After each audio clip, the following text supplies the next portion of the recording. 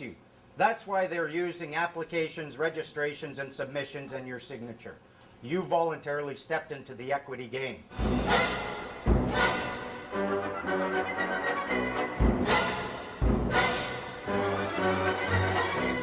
A lot of what they're doing, let's bear in mind, we are all equal. If we are all equal, who has the right to make any demands upon you? Who has the right to do anything, to command you, demand you, put orders on you? Who has the power? No one. The thing is, they never do that. Everything they do is an offer. Everything. It might appear to be a demand. They might label it an order, but then it's an offer for you to accept that their offer is an order. If we are all equal, the only tool they can possibly have is an offer. They get you to break the law because of how you deal with their offers. And it's all about dishonor.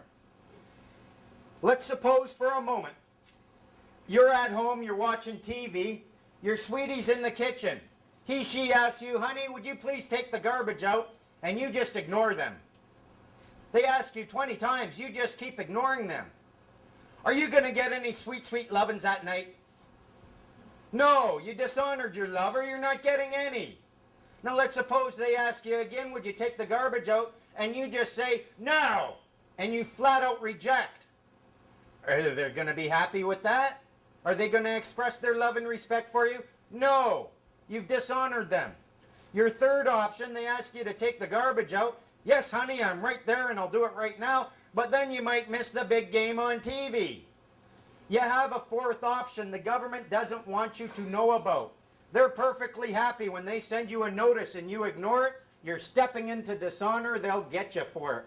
They love it when you dispute it and you say no and you reject. You're in dishonor. They'll love you for it.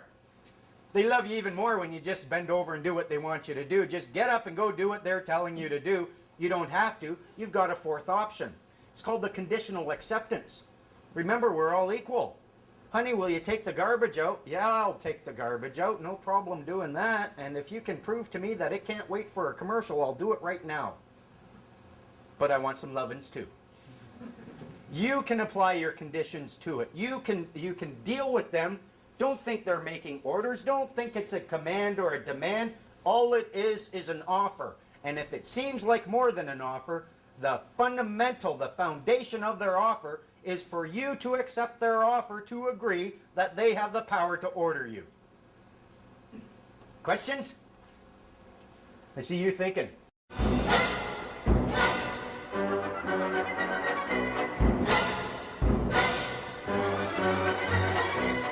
This entire game that you are playing with them is about conflict. Can I get you in conflict? If I can get you in conflict with your fellow man, one of you are in dishonor. If, imagine some people here are parents, I'm sure you got a couple of kids, they're playing out in the yard. You hear a big brouhaha, you run out to investigate. You find one kid's got mud all down his back. The other kid's got mud all over his hands. Who started the fight? It's pretty simple and easy to see, the guy with the dirty hands. What they will get you to do is to deal with things that create conflict, and once you're in that conflict, you're going to be in conflict in dishonor. Let's say you get a parking ticket or you get a violation ticket. You end up going to court for it. They are not concerned so much with what you did at that point that is getting you into court. They're more concerned with what did you do in that 30-day period. There's a very good reason they don't charge you and bring you to court 2 days later. You've got 30 days grace. You've got 30 days to offer amends. 30 days to apologize, find peace with your fellow man. If you do that, the court has nothing to say. And if you don't do that, because those 30 days went by and you made no offers, guess who's in dishonor? And then it doesn't matter what it's all about. All the judge has to look at is who is in dishonor. In order to avoid conflict, what we are going to do, we accept everything. Everything they want to give you, I accept that and I love you for it. Thank you very much.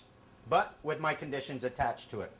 If you accept every offer they make, how can they take you to court? They can't. If you're accepting everything they offer, They have no reason to claim conflict.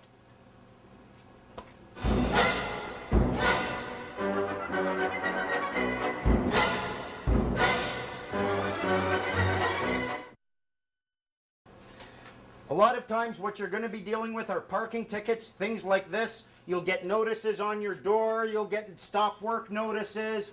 They'll hit you with a notice. A notice is in effect an offer which you can't refuse. If you do, you'll go into dishonor.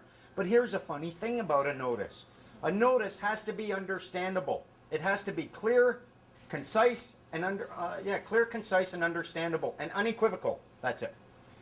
If they hit you with a notice, like when I was working with Here on Earth, they hit us with a notice. I took this down, and you can discharge a notice by seeking clarification.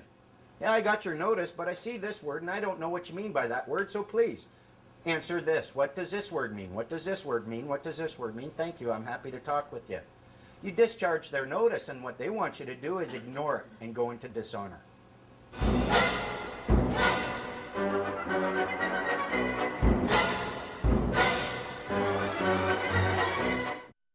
We went in there, we followed the process, got a letter back. We're withdrawing this. This is their trick. You get a little parking ticket. They are notices.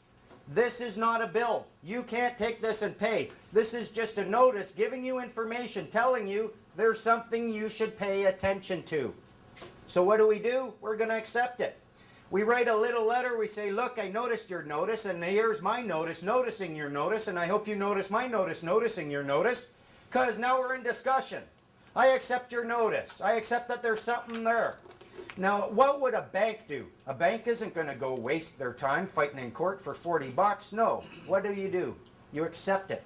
And then you become the administrator. And you tell them, look, I'm more than happy to pay you. You're apparently claiming I owe you money.